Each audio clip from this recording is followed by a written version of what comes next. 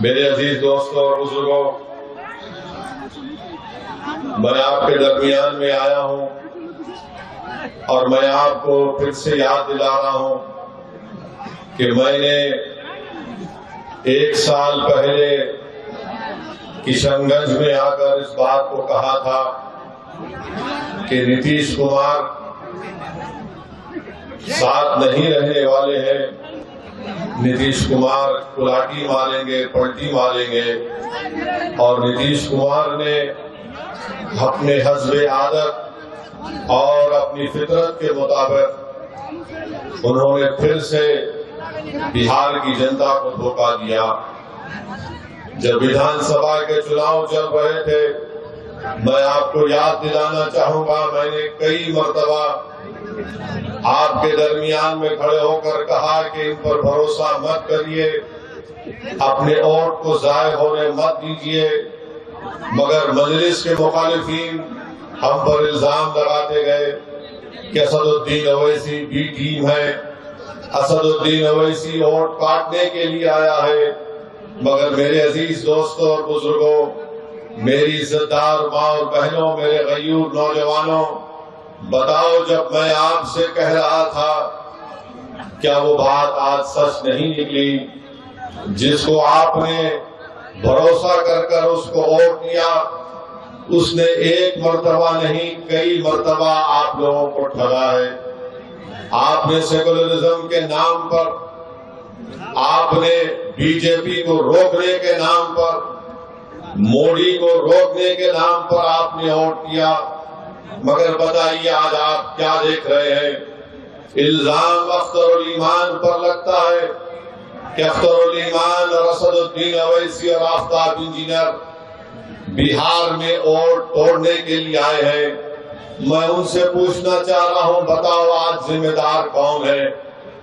آج جنہوں نے آپ کا ووٹ لیا اور آپ کو دھوکہ نہیں دیا بلکہ آپ کے پیٹھ میں خنجر بھونکا، آج وہ سب کے سب خاموش بیٹھے ہیں۔ اس کا ذمہ دار نہ صرف نتیش کمار ہے بلکہ اس کا ذمہ دار تیجسوی یادو بھی ہے، اس کا ذمہ دار بھارت کے وزیر اعظم نریندر مودی ہے۔ یہ تمام کے تمام تینوں پلٹو ماسٹر ہیں، بولتے ایک ہے اور ستا کے لیے کچھ بھی کر جاتے ہیں۔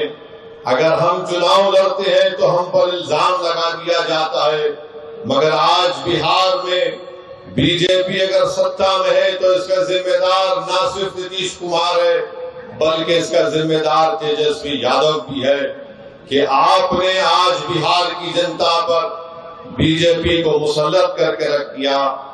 آپ کی نادانیوں اور غلطیوں کی وجہ سے آج بہار میں RSS مضبوط ہو رہی ہے۔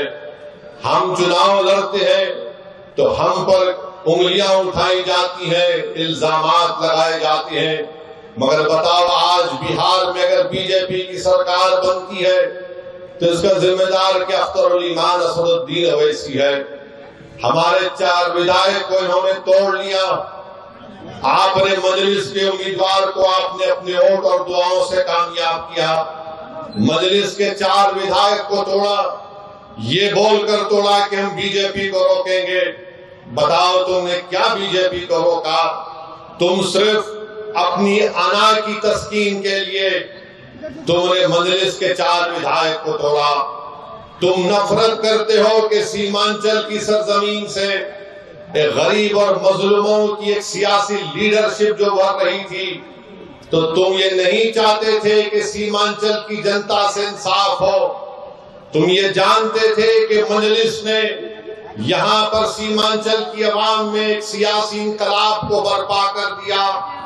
تم یہ نہیں برداشت کر سکتے تھے کہ سیمانچل کی جنتا سے انصاف ہوگا، ان کو ان کا حق ملے گا، تو جھوٹ بول کر ہمارے 4 ودھائک کو نتیش کمار نے اور تیجسوی نے توڑا۔